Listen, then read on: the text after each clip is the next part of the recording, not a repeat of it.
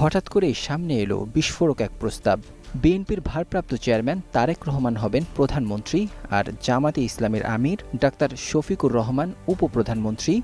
শুধু তাই নয়, নোবেলজয়ী ডক্টর মোহাম্মদ ইউনূস রাষ্ট্রপতি এবং বিশিষ্ট চিন্তাবিদ ডক্টর বদিউল আলম মজুমদার হবেন উপরাষ্ট্রপতি। রাজধানীর জাতীয় প্রেস ক্লাবে যখন এই কথাগুলো উচ্চারিত হলো, তখন পুরো হল যেন থমকে গিয়েছিল। কিছুক্ষণ নিস্তব্ধতা, এরপর শুরু হয় তুমুল গুঞ্জন। কেসারেন শেকড় থেকে শিখরে।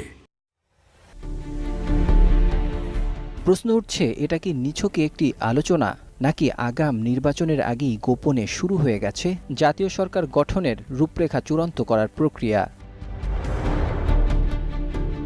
উত্থাপন করা খসড়া অনুযায়ী জাতীয় সরকারের দায়িত্ব ভাগ হবে আনুপাতিক হারে।